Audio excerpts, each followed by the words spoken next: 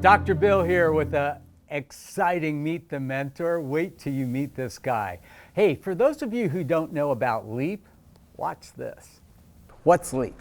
LEAP is an entrepreneurship program for high school and college students aged 15 to 25 that we have taught at UCLA for the last 16 years. What do we teach? We teach students skills to be successful in life. And the coolest thing about LEAP is that I've asked so many of my celebrity patients and business leaders to come and help, and they do. We've had Mark Wahlberg, Paula Abdul, Michael Strahan, Kathy Bates, Anthony Hopkins, Apollo Ono, Eric Garcetti, Jason Alexander. I mean, I could go on and on and on. And these people come and share the secrets of their success with our LEAP students. Typically, we get about 500 to 550 students every summer, and we literally pack them with so much information. It's like drinking from a fire hose. And one of the parts that the students love most is when we bring in these mentors. So we started this Meet the Mentor series because we didn't want this to just be a one and done week. We wanted to do it throughout the year and continue to give these students great information from great mentors to teach them how to do businesses in every field you could ever imagine. So I'm super excited to introduce you to our next mentor. This is a man I've been friends with for how many years, Alan? Oh my God, like 15 years? 15 years. Were you even born? Oh yeah. We met in the funniest way, which we'll talk about in a second. But let me tell you about Alan Murphy. By the way, he's not from Ireland. It's a fake accent. So, Alan Murphy has done it all in the world of showbiz. Let's go. From a tiny town in Ireland, he went on to become a well-known radio host and showbiz journalist. He had his own popular radio show for 18 years and was a national magazine showbiz editor for over a decade. He's interviewed the who's who in the celebrity world both here and in the UK, and has released a best-selling book called Beyond the Spotlight. He's also written for publications all over the world. Last year, before turning 40, so old, Alan, you're almost my age, he decided to make some big changes in his life and move on from the showbiz world, and now teaches media, podcasting, and journalism to students in college.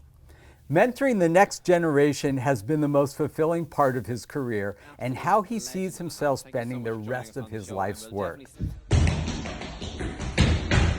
And once you can, kick gas, leg up. He also owns an incredibly successful Irish dancing school and has recently judged the World Irish Dancing Championship in Montreal, Canada. That's a tongue tie. It's with great pleasure that I introduce you to my friend, Alan Murphy. Thanks for coming, Alan. Bill, that was some introduction. That was going on forever. It's like I wrote that myself. I know, but wait, first you have to tell people how we met, because it was the craziest thing, right? This is the craziest story ever, how we met. First of all, it's really weird to be the one being interviewed. I've been interviewing people since I was like 20 years old, and now to be double that age and being interviewed is really, really strange. So we met through a very good friend of yours at the time, Janice Dickinson, world's first supermodel. I think she was on more Vogue covers than anyone in the history of Vogue Yeah, she just doesn't magazine. remember it. But you're right, it's true. So I was over in LA, right, for about 3 months at the time. I was interviewing people for all these different magazines I was working for at the time. And I was really, really, really wanting to secure an interview with Janice Dickinson. So after a million emails to a million publicists and all this different kind of stuff I had to go through and jump through, I secured an interview with Janice, right. She was just fired, actually, just before this interview, had just been fired by Tyra Banks from America's Next Top Model, where she was probably the meanest judge ever. I always think she made like Simon Cowell seem like a little puppy dog. Like Yeah. Janice was so mean on America's Next Top Model. So I was quite vain at the time. I really wanted to look my best meeting Janice. The day before the interview, right, I woke up and I had like this golf ball sized lump on the side of my face. So I was traumatized about this interview the next day. Plus I was in LA, I had no doctor out here, I didn't know what I was doing. This is years ago now. I was very young, a bit stupid at the time. Probably some will say still stupid now at 40. But anyway, so I arrived at the interview. Can I use bad language on this podcast? No. Okay, I don't usually use bad language anyway, but just it's Janice Dickinson, so I just need to go do a little quote, but we can beep it out or something. Okay. So I arrived to the interview. It was at Equinox Gym, right in West Hollywood. Right. Okay, I arrived to this interview with Janice Dickinson. It was for a lot of magazines at the time. She comes in, I'm like, hey Janice, I'm Alan, it's so nice to meet you. She gives me a hug, and then she just looks at me and my face and says, what are you, the Loch Ness Monster? And that is how we met, right? I did probably my favorite interview of all time with her then. It was supposed to be just like this 15-minute little chat. The interview ended up being over an hour long. She then brought me on this crazy like Thelma and Louise kind of style tour all over LA. Oh, gosh. We spent the whole day together, and then she kept saying, look, I need to get your face sorted, not plastic surgery wise, just your Oh, you had an abscess. I didn't know at the time it was like a really big abscess in my tooth. So she said there's only one man that can sort this out, and it was Dr. Bill Dorfman. So she brings me to you. I'll never forget that on my form, you know the way it says who referred you to Dr. Bill, I've like funnily enough written Janice Dickinson for this. So that is how we met Dr. Bill, and have been best friends ever since. And my favorite thing is not only did we fix that, but then we gave you like an American smile. And we always joke and say, Alan, you have the nicest teeth in all of Ireland. I do, Dr. Bill. High five. You Can I actually just look say at this smile. Can It's I just say awesome. these are my own teeth, may I add? Yeah, It's just that well, you made them look a lot nicer. We had to move them around a little Just bit, a little shape bit, them a little Doctor. bit. But yeah, I mean, we shaped you up. Okay, so how did you get into journalism? So when I was a kid in school, I always loved writing. You know, I used to love writing little stories and all this kind of stuff. But you were very shy. I was really shy. That's why I think I liked writing. I could kind of create my own world. I didn't have to talk to people. Even when I was in school and they might give you like some homework, it'd be like, you know, go and write like a little piece. I'd come in with this ridiculously lavish piece with all these in-depth characters. So writing was always something I loved. So I wanted to go to college and be a journalist. Definitely behind the scenes, the writing side, not the in front of the camera or in front of a microphone. So when I got to college, radio was part of my course, and presenting in general was part of my course. And I kind of kept getting pushed into that side, and they kept saying, oh, Alan, you've like a good voice for this. And I was like, no, this isn't what I want to do. I just want to be a journalist. I want to be a writer. And everything we did, they kept putting me as the host. And then I remember I used to hate the sound of my voice so much, and they kept telling me, no, you've got a good voice for radio. So I was 1 month before finishing college. Wait, it's better than when they say you have a good Oh my- look for I radio. get told that all the time. The amount of times I've been told you've got a good face for radio over the last 2 decades, it's No, so you're annoying. such a handsome man. Oh, cheers, Dr. Bell. So about a month before I finished college, I got offered a radio job in Galway, which was I was in college in Dublin. So In the where? other in Galway, exactly, for all the people watching this that are thinking, what is he talking about? So Dublin is on the east coast. I got offered a job on the west coast, we'll call it, okay, in Galway, a little radio show. And I said, yeah, I'll do this for maybe a year. And 18 years later, it took me to finally go, I quit. So that's how I got into radio, very accidentally. But we had a lot of fun. Remember when we did our own show? We did this amazing radio slot. Wait for this. It was like a gossip slot, right, where Bill would come on the show and chat about all the biggest celebrity gossip. But instead of calling it The Whole Truth, we called it The Whole Tooth. Get it? Still probably the best radio show name of all time, Dr. Bell. We had so much fun on the show. It was really fun. And then we would have callers, and the people that were calling in were all of Alan's friends, asking the most ridiculous questions. It was so fun, such fun times. So, I mean, what you did for 18 years, though, is really spectacular. And I know there's a lot of students that are interested in that. If you're a student in college right now and you think you'd like a career in radio, what kind of advice would you give them? Oh, 100%. First of all, if you're a student in college and don't even think you might want or like a career in radio, if you get the opportunity to give it a shot, do. Because if I didn't, I would never have ended up in radio, because it wasn't what I kind of thought I wanted to do, as I was a little bit on the shy side. With me, I just think go for everything. Just say, it's funny because later on in this interview, I'll tell you how now my kind of life mantra is say no, not say yes. But I think when you're younger, just say yes to things, throw yourself in, you know, muck in, as we say in Ireland, and just go for it. I think people, like I teach my students now, they're so self-conscious. It's very hard to talk into a microphone. It's very hard to talk into a camera. So I always do a lot of exercises with them first to just get over the whole kind of being self-conscious, just get the whole embarrassment factor out of the way. I always throw them into like loads of embarrassing situations first, so then they just don't care being in front of a camera or being in front of a microphone. My main advice though is just go for it and have fun. It's a really, really fun career. Imagine a job where you're not, you know, getting up every day and just doing the exact same thing. Every single show for 18 years was completely different. I got to speak to different people every single day. I got to talk about things that were going on in today's world every single day. So as for that, you get a really cool, different, varied job every day of your life. And you know what? There are so many more opportunities today. I mean, you don't need to be hired by a big radio station. You can produce your own content and put it up on social media. That too. is so true. That's what I always tell my students. So when I finished college, I was 22 years of age.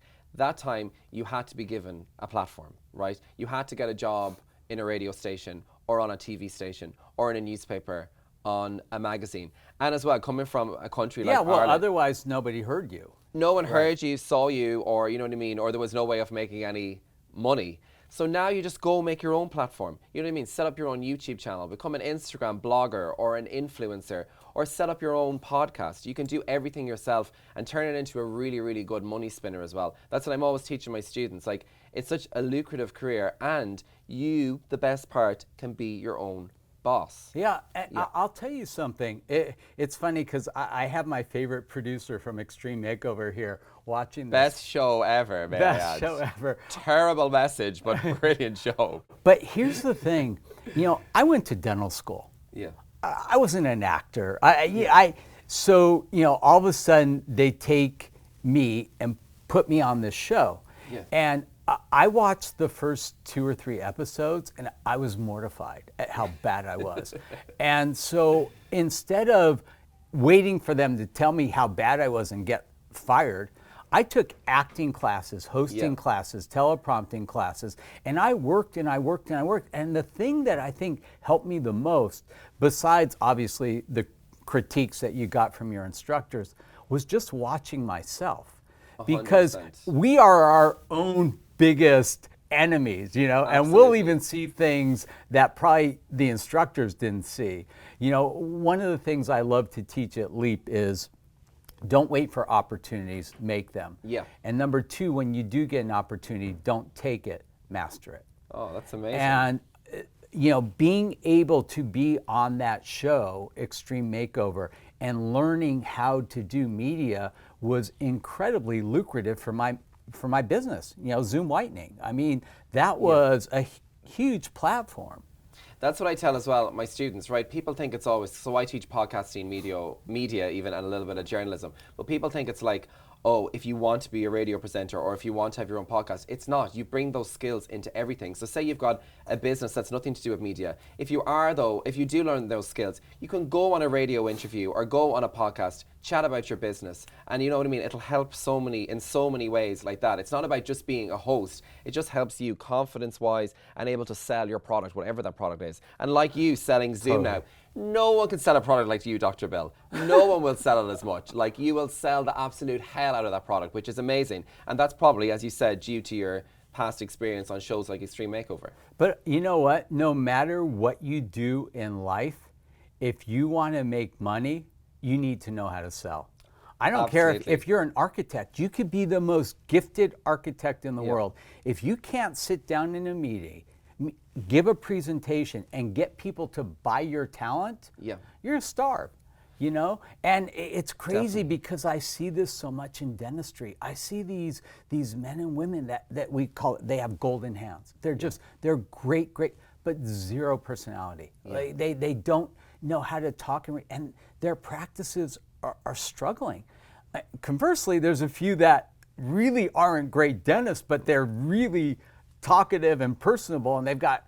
So I always say, if you have the sizzle and the steak, it's the best combination. 100%. Even bringing it back further to like something like a job interview, as I always tell the students as well, it's not always the best person that gets the job. It's who goes into a job interview and sells themselves the best. Totally. You could be incredible at your job, and if you can't sell yourself and promote yourself, it's probably not going to end up in a good result for you. Yeah, and one of the things I tell students, if you're going in for a job interview, practice.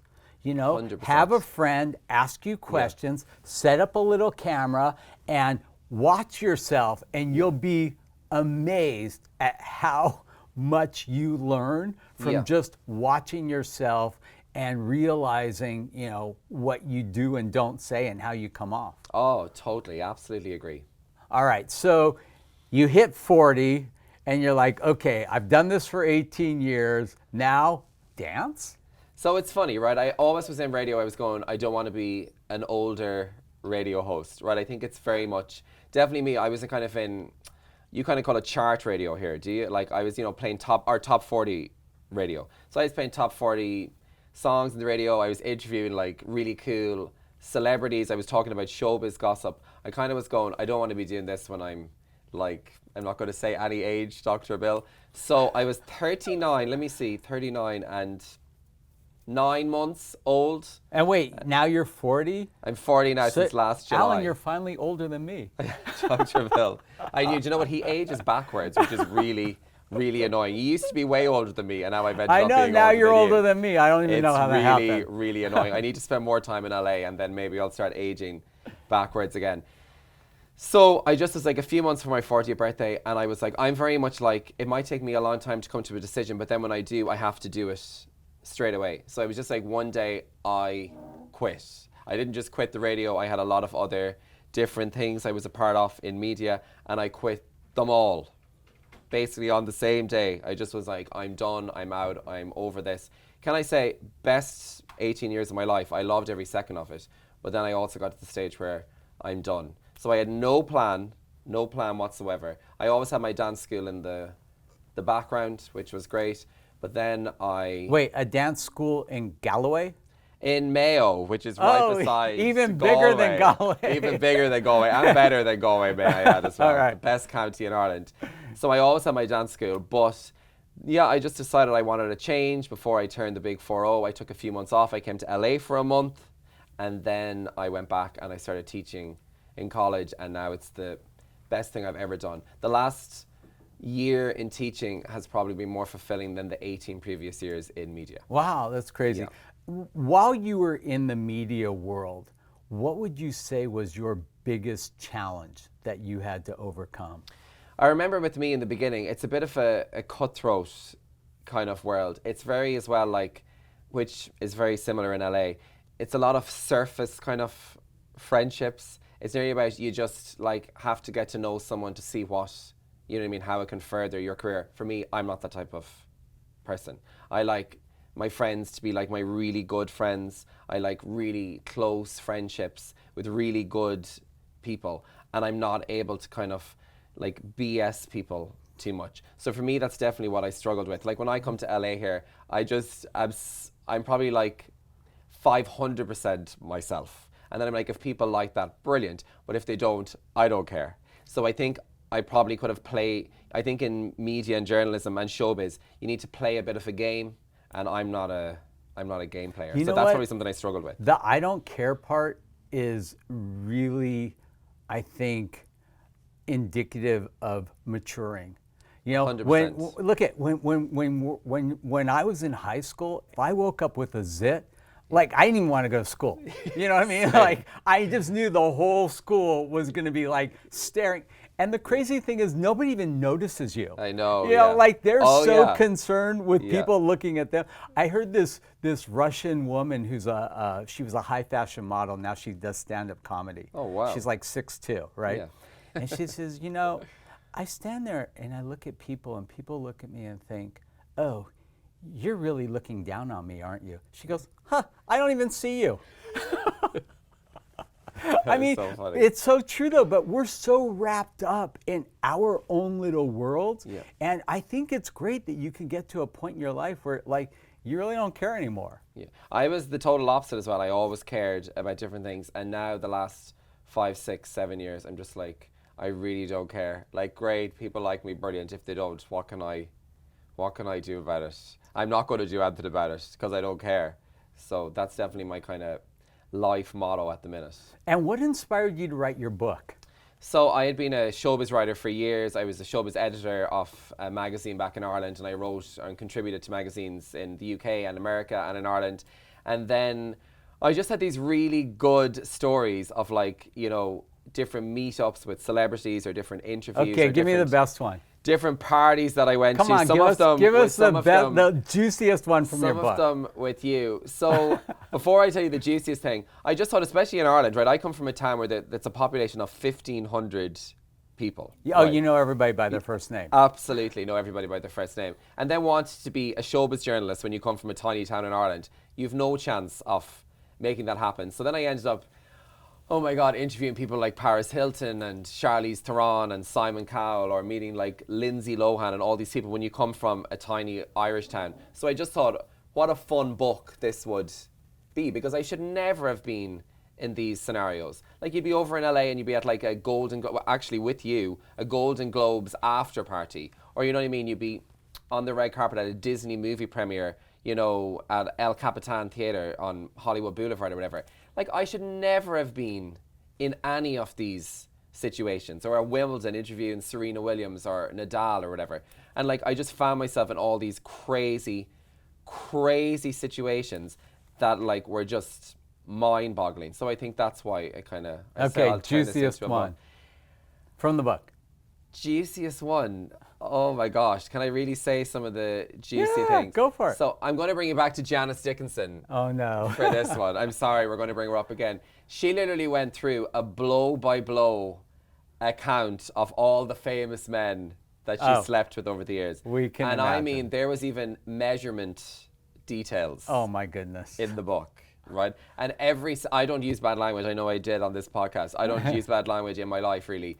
Every second word out of her mouth was extremely foul. And she told me just stories about the men she was with. She told me stories about how much she dislikes Tyra Banks, the things. So at the time, there was, you know what I mean, this is before social media exploded. So she, at the time, it was a real exclusive what she said about Tyra Banks in a terrible way. You would not get away with saying things like this now. You know what I mean? Everything is just much more, all celebrities just say nice things about one another.